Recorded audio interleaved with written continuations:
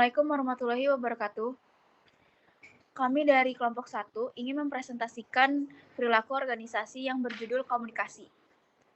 Perkenalkan, nama saya Nurhaliza dan saya bersama teman-teman saya, Raffi dan Mardia.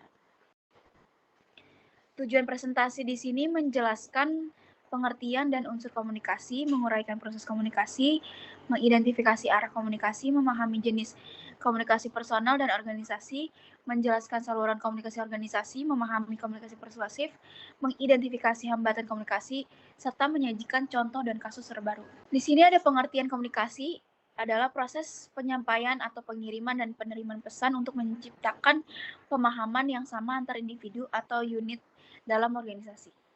Komunikasi bukan sekadar kirim pesan, tetapi sebuah proses dinamis yang terus berjalan dalam lingkungan sosial organisasi. Berikut ada unsur-unsur penting yang saling berkaitan, yaitu ada komunikator, pesan, media atau saluran, komunikan, efek, feedback, konteks, dan noise. Selanjutnya dibaca oleh Dian. Oke, selanjutnya proses komunikasi. Komunikasi bukan hanya satu aksi tunggal, tetapi berjalan melalui tahap-tahap berikut, yaitu 1. Ide, 2. Penyusunan pesan, 3. Penyampaian, 4. Penafsiran, 5. Umpan balik, dan 6. Gangguan. Arah komunikasi. Dalam organisasi, pesan bisa mengalir melalui berbagai jalur. Vertikal, misalnya dari atas ke bawah, dari bawah ke atas; horizontal, antara rekan sejawat atau unit setara; diagonal, antara divisi atau unit yang tidak berada pada garis komando langsung. Internal dan eksternal, komunikasi di dalam organisasi vs dengan pihak luar. Jenis komunikasi personal terbagi menjadi 3, yaitu komunikasi interpersonal adalah bentuk komunikasi yang terjadi dalam diri sendiri. 2. Komunikasi interpersonal adalah proses bertukar informasi, ide, atau perasaan antara dua orang atau lebih secara langsung. 3. Komunikasi kelompok kecil adalah bentuk komunikasi yang terjadi dalam kelompok kecil, misalnya 3 orang atau lebih, yang bekerja sama untuk mencapai tujuan bersama. Jenis komunikasi organisasi terbagi menjadi 4. 1. Komunikasi formal.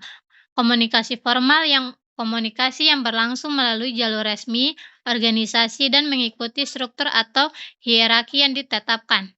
2. Komunikasi internal. Komunikasi yang terjadi di luar jalur resmi organisasi, tidak terikat pada struktur formal. 3. Komunikasi vertikal.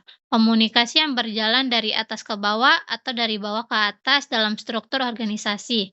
4. Komunikasi horizontal. Komunikasi yang terjadi antara individu atau unit dengan tingkat atau posisi yang setara dalam organisasi.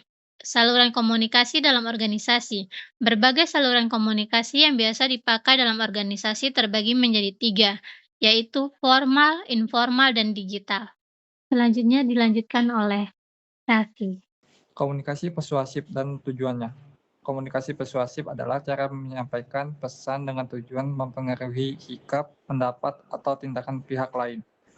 Tujuan utama persuasif, yang pertama menyampaikan audiens, yang kedua membangun dukungan, yang ketiga mengurangi resistensi terhadap ide baru.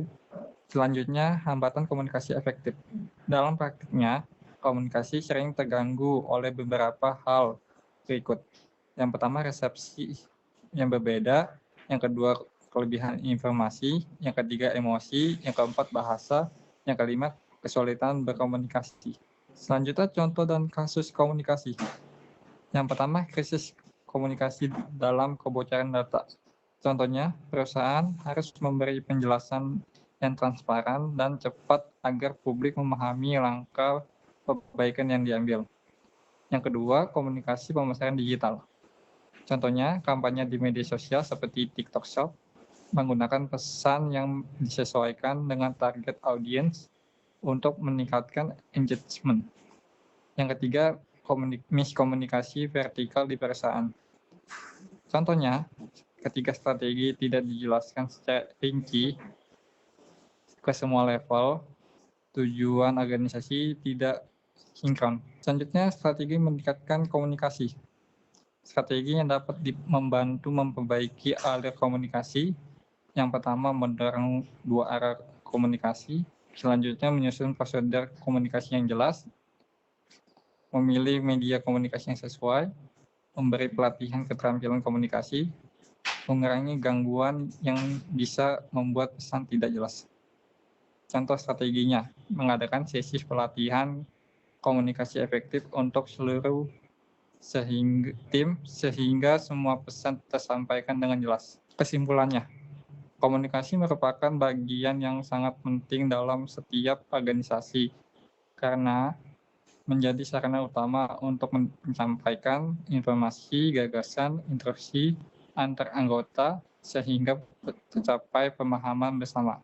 Tanpa komunikasi yang baik antar pemimpin, staf, dan berbagai unit kerja, organisasi akan kesulitan menjaga koordinasi yang efektif dalam mencapai tujuan bersama. Komunikasi yang efektif membantu memperjelas peran masing-masing anggota, meningkatkan kerjasama tim, mendorong motivasi, serta mempercepat pengambilan keputusan. Sekian dari kelompok kami.